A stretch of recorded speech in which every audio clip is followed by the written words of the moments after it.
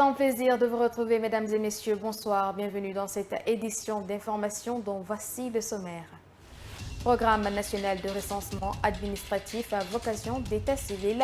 Les partis politiques ont suivi une formation basée sur l'information et la sensibilisation initiée par le ministère de l'Administration du Territoire et de la Décentralisation.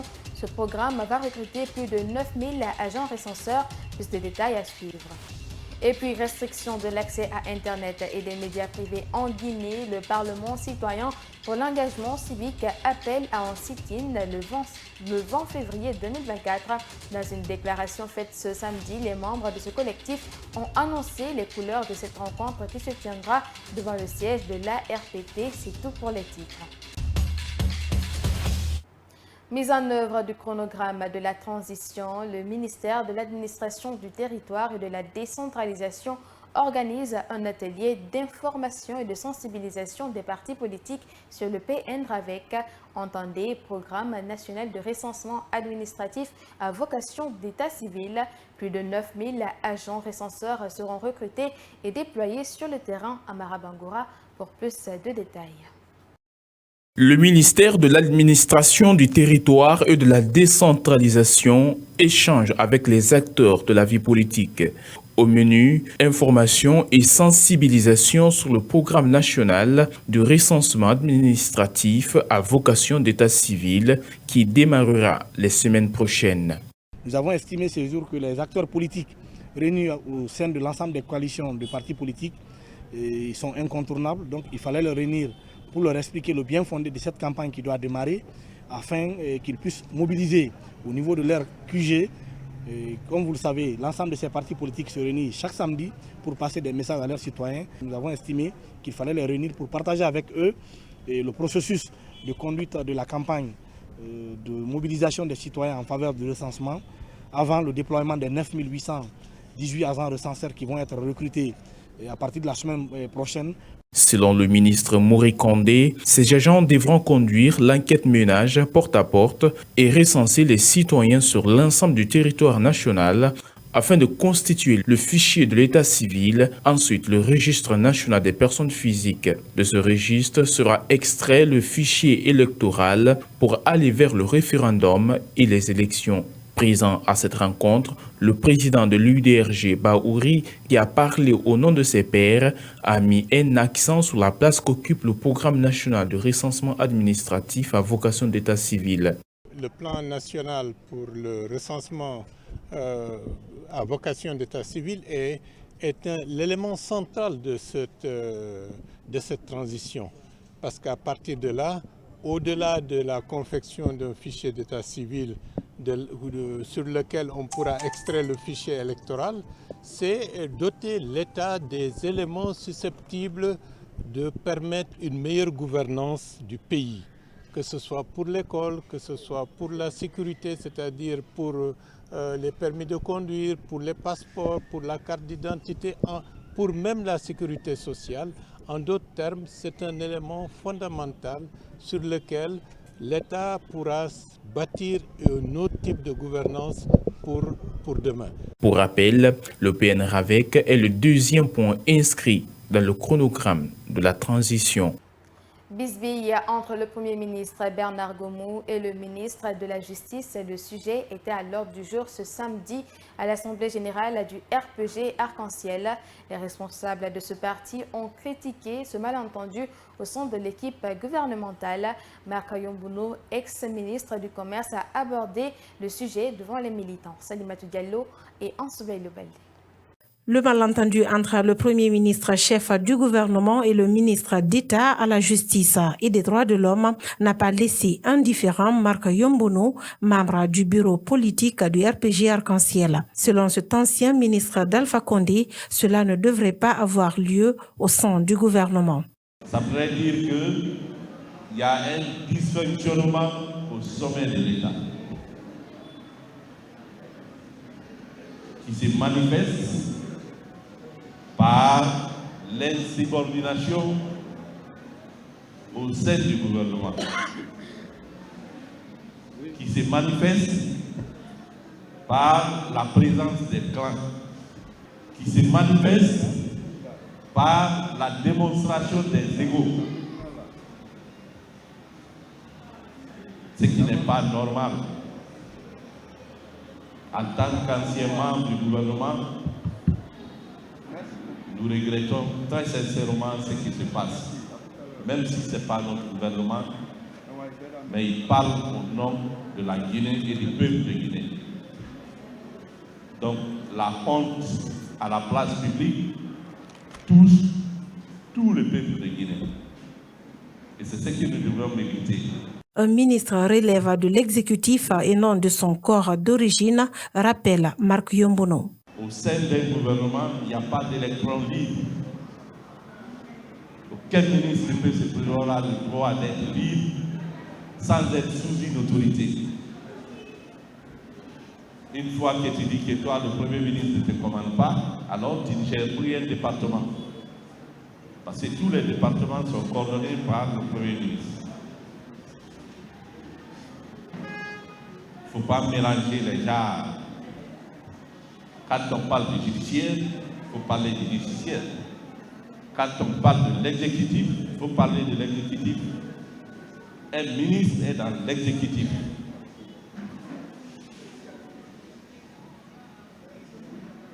Vous ne pouvez pas être dans le gouvernement et parler au nom de ton corps d'origine. Non. Alors là, vous n'êtes pas ministre. Beaucoup d'autres sujets d'actualité nationale ont été abordés au cours de cette rencontre au siège du RPG Arc-en-Ciel. À l'image de l'enseignement supérieur, et les enseignants du pré-universitaire revendiquent leur statut particulier.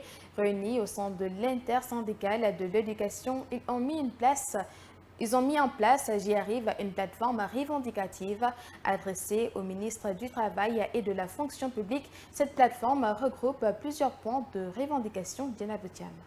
C'est une rencontre de l'intersyndicale de l'éducation. Elle vise à mettre en place une plateforme revendicative afin d'interpeller les autorités à revoir le statut particulier des enseignants, du pré-universitaire et de l'enseignement technique et de la formation professionnelle conformément à ceux de l'enseignement supérieur. Dans cette plateforme, plusieurs demandes ont été adressées au ministre du Travail et de la Fonction publique. La révision totale du statut particulier des personnels de l'éducation, notamment le pré-universitaire et l'enseignement technique, conformément à celui de l'enseignement supérieur. 2. Le relèvement de la valeur monétaire du point d'indice et la pension de retraite de 1030 à 2000. 3. La révision des primes d'incitation pour tout le personnel enseignant et encadrant. 4. L'engagement des enseignants contractuels et communautaires à la fonction publique, comme le stipule le protocole d'accord du 17 octobre 2023. 5. L'uniformisation de toutes les primes et indemnités citées ci-après, et conformément à ceux de l'enseignement supérieur. Prime de préparation, prime de craie, prime de logement, prime d'allocation familiale, prime d'indemnité de zone, prime de documentation, prime d'encadrement pédagogique, prime de fonction. Et l'intersyndicale de l'éducation demande au gouvernement le reclassement des enseignants selon la hiérarchie, l'application des textes réglementaires au niveau de l'enseignement privé. Enfin, la dépolitisation de l'administration scolaire. Pour éviter des perturbations dans le système éducatif, l'intersyndicale met en garde le gouvernement. L'intersyndicale de l'éducation, toujours soucieux de la quiétude sociale et de la paix, invite incessamment le gouvernement à ouvrir un couloir de négociation en vue d'éviter d'éventuelles crises au sein du système éducatif. Cette plateforme a déjà été déposée au ministère du Travail et de la Fonction publique. En attendant une réponse favorable des autorités, l'intersyndicale ne cache pas sa volonté d'obtenir la libération du secrétaire général du SPPG. Comme annoncé dans nos précédentes éditions d'information, le ministère de l'enseignement préuniversitaire et de l'alphabétisation convie les enseignants contractuels communaux en concours en pratique de classe la semaine prochaine. Une phase d'évaluation cruciale qui permettra à ces derniers d'intégrer la fonction publique. À ce propos, notre rédaction s'est entretenue avec le président du collectif des professionnels de l'éducation. Suivez-le dans ce reportage de Salimata Diallo. C'est une bonne nouvelle pour les enseignants contractuels communaux de Guinée. Après une longue phase de négociation avec les autorités pour leur engagement à la fonction publique, une date a été retenue pour le concours en phase pratique de classe. Rencontré à ce sujet, Moussa Doré, représentant du collectif des professionnels de l'éducation, accueille favorablement cette nouvelle. C'est une partie intégrante, n'est-ce pas, du protocole d'accord. Donc, même si l'application a pris beaucoup plus de temps, mais on peut se réjouir aujourd'hui parce que ça nous permet, n'est-ce pas, d'aller vers la fin, n'est-ce pas, du processus, pour permettre, n'est-ce pas, à tous les anciens contractuels d'être engagés à la fonction publique. Parce que ceux qui auront la qualité de valider les textes en pratique de classe seront réellement engagés à la fonction publique. Donc, c'est pourquoi aujourd'hui, nous nous réjouissons et nous demandons à tous nos collègues de se préparer convenablement pour éviter qu'il y ait, n'est-ce pas, des cris après le texte. Interrogé sur le crédit accordé à cette décision, Moussa Doré répond. Hier, nous étions au département, on a adressé un courrier à tous les structures syndicales d'éducation d'envoyer, n'est-ce pas, 7 membres, c'est-à-dire le SNE 2, j'allais dire, le SLEC 2, la FSPE 2, pour permettre, n'est-ce pas, à ceux-ci-là d'être dans la mission dans les 7 régions administratives. Donc c'est pour dire que c'est un travail sérieux qui a été fait. Et à partir de lundi, on a convié les IRE, n'est-ce pas, de toutes les régions administratives pour qu'ils viennent à Conakry, pour qu'ils soient outillés. Et le mardi, ils vont bouger pour que le travail soit lancé à partir du mercredi. Donc pour nous, en tout cas, c'est un pas. Et nous pensons que rien ne viendra encore entraver ce processus et nous pensons que ça va aboutir. Pour finir, ce membre du collectif des professionnels de l'éducation lance cet appel à l'endroit des autorités. Il faut se préparer conséquemment pour éviter de tomber dans le piège. Ça, c'est aux enseignants, mais aux évaluateurs. C'est les IRE. Ils sont dans les régions et ils côtoient les contractuels. On ne voudrait pas qu'il y ait des règlements de compte. Parce que s'il y a des règlements de compte, ça va crier et le processus ne va pas aboutir. Donc pour nous, il faut évaluer, mais avec le plus de sérieux, avec le maximum de sérieux, pour éviter qu'on fasse le copinage, qu'on fasse, n'est-ce pas, l'amitié, qu'on fasse, n'est-ce pas, la camaraderie, et qu'on prenne des gens qui n'ont aucun niveau pour être, n'est-ce pas, dans le lot des enseignants qui pourraient être engagés à la fonction publique. En ce qui concerne l'avis de grève annoncé par le mouvement syndical sur la libération de Sékou Djamal Pendessa, secrétaire général du SPPG, Moussa Doré affirme être toujours dans la dynamique de la grève. On l'écoute au micro de Ansoubaï Lebelde.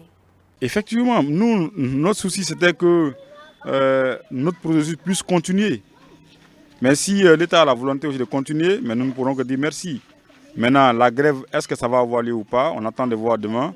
À part de la réunion de demain avec le mouvement syndical, on saura est-ce que la grève sera lancée ou pas. Parce que le point nodal, c'était la libération de Pendessa.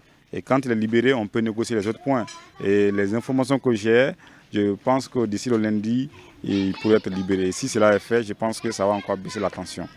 Le Parlement citoyen pour l'engagement civique appelle les Guinéens à un sit-in le 20 février prochain devant le siège de l'ARPT. Objectif, exiger la levée des restrictions de l'Internet, des ondes des médias privés et la libération de Sékou Djamal Pendessa, secrétaire général du SPPG. Les membres de ce collectif l'ont fait savoir dans une déclaration rendue publique ce samedi à la Maison de la Presse. Mamadou Tanouba, reportage. Libérer l'Internet, libérer les médias, libérer Sékou Djamal Pendessa. Ensemble, unis et solidaires, nous vaincrons. Le Parlement citoyen pour l'engagement civique, dans sa déclaration, a tout d'abord exprimé son mécontentement face à la restriction d'Internet et le musellement des médias par les autorités de la transition. Personne n'est sans savoir que la restriction d'Internet a causé des préjudices incommensurables à nos citoyens, limitant leur capacité à accéder à des opportunités essentielles et à exercer leurs droits civils.